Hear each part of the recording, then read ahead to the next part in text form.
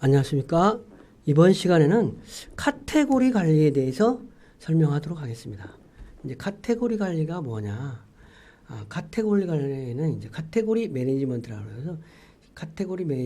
해서 CM이라고 하는데 이제 여러 사람들이 이야기한 어떤 전문가들의 시각을 먼저 좀 본다면 그 AC 넬슨이라는 어떤 회사에서 먼저 했었던 정의를 보면 카테고리를 그러니까 품목을 사업 단위로 관리하고 상품의 어떤 품목이라든지 아이템 어떤 특정한 품목을 사업 단위로 관리를 하고 그것이 고객의 욕구를 만족시킬 수 있도록 점포별로 조정 관리하는 과정이다. 즉 그러니까 카테고리별로 상품을 분류별로 어떤 상품 관리를 한다는 거죠. 그러니까 어떤 즉석식품은 즉석식품, 그 다음에 어떤 참치캔이면 참치캔, 그 다음에 짜장면이면 짜장면, 라면 중에서도 봉지라면 뭐 이런 식으로 어떤 품목을 가지고 관리를 한다. 그래서 카테고리를 전략적 사업 단위로 관리하고 고객의 가치 전달에 초점을 둠으로써 경영 성과 개선을 얻고자 하는 유통기관과 어떤 공급사 간의 어떤 프로세스다. 이렇게 말할 수 있는. 그러니까 카테고리 품목별로 상품 관리를 하는 것은 유통업체의 요구와 공급사가 어떤 욕구가 같이 맞물려 떨어졌다. 이렇게 생각하면 되는 거예요. 그래서 카테고리 매니지먼트가 등장된 배경은 시장 주도권이 좀 바뀌었다라는 거죠. 예전에는 상품이 부족한 시대는 제조사 주도로 해서 제조사가 상품만 생산하면은 팔리는 시대였다는 거죠. 그런 시대가 있었는데, 이제는 다음에는 이제 유통사 주도로 해가지고 유통사가 어찌됐든 그 주도권을 가지고 상품 관리를 했다. 그러니까 파워가 공급이 부족한 시대에는 제조사가 파워가 있었다. 그런데 상품이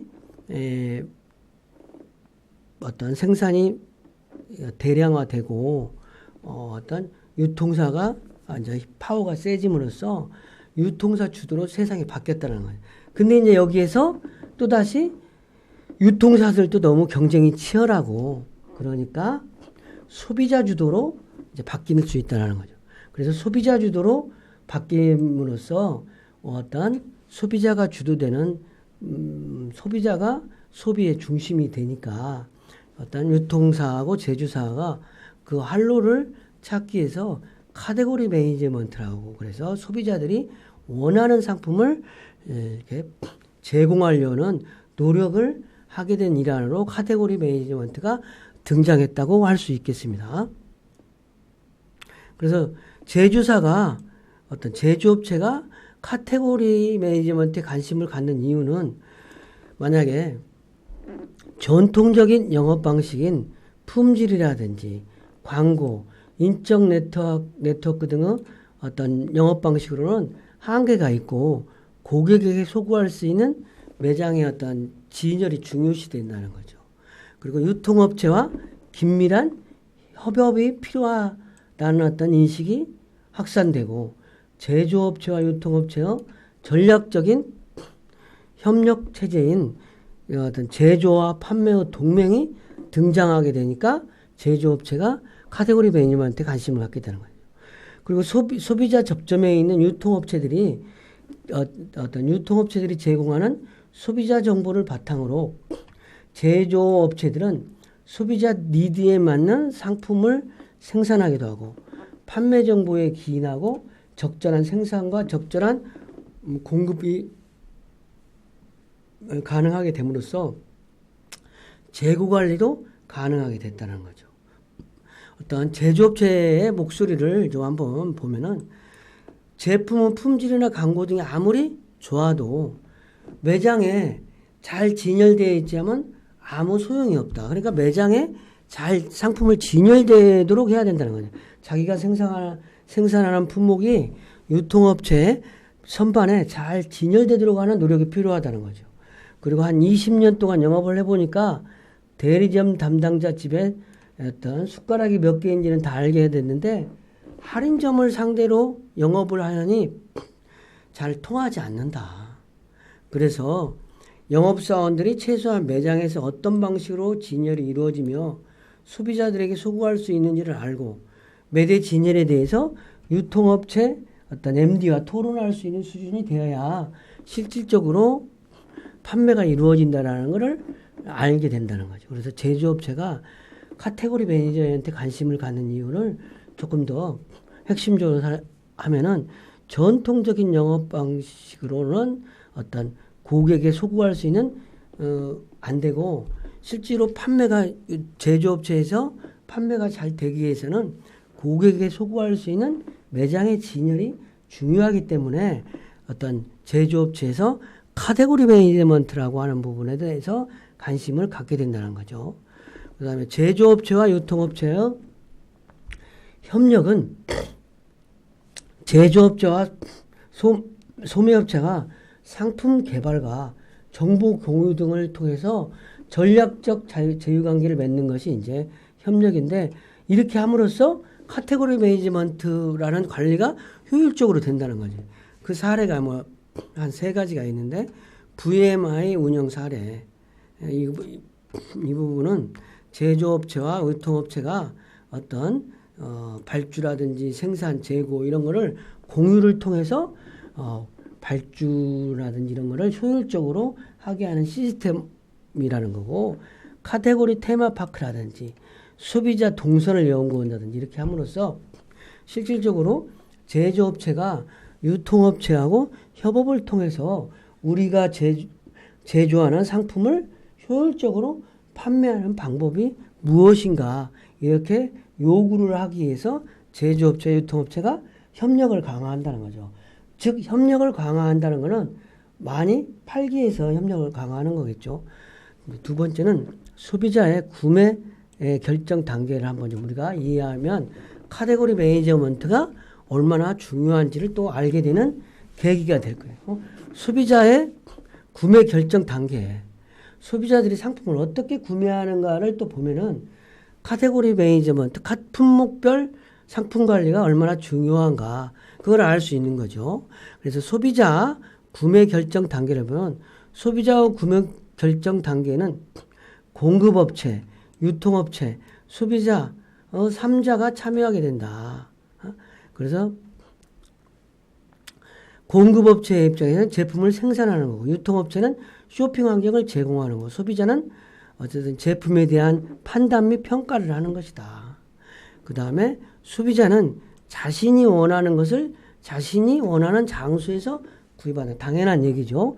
그래서 소비자가 쇼핑을 하고 싶어하는 이유는 느낌이 좋은 곳에서 새로운 것을 볼 수 있는 곳에서 또 습관에 의해서 어떤 쇼핑을 한다.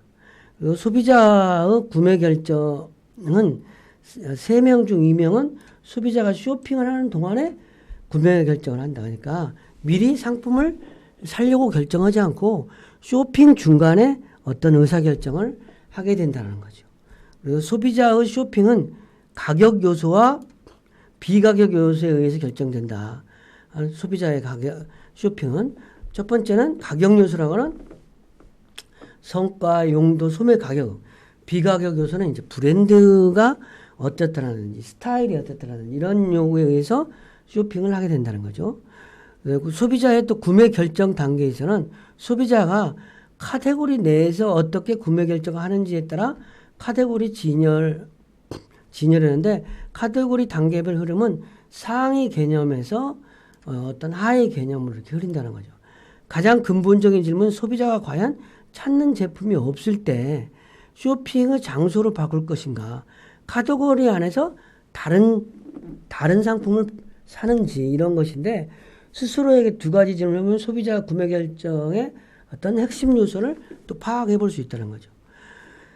또 마지막으로 소비자의 구매 결정 단계에 영향을 미치는 요소는 데이터가 보관되고 분석되는 방법, 카테고리의 역할 및 판촉 전략, 신제품 후 구매 의사, 어떤 또 진열 등이 중요하다. 이런 부분이 있을 수 있고, 카테고리 매니저먼트의 핵심은 뭐냐면 카테고리 품목별로 상품 관리를 하는 핵심은 유통업체에서 실질적으로 상품이 많이 있지만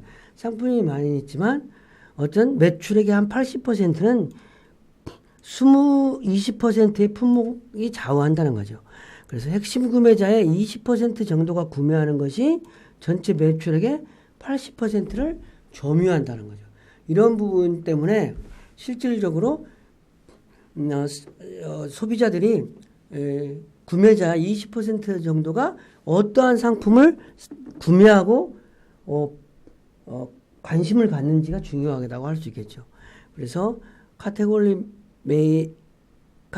매니지먼트의 핵심은 카테고리를 사업 단위로 생각하고 어떤 소비자를 이해하고 어떤 그들의 욕구를 만족시켜주며 소비자가 구매를 결정하는 것과 같은 방법으로 데이터를 정리하고 분석하여 어찌됐든 유통업체의 선반은 소비자 만날 수 있는 마지막 장소라고 생각한다는 어떤 이런 개념이 필요하다고 할 수 있겠습니다.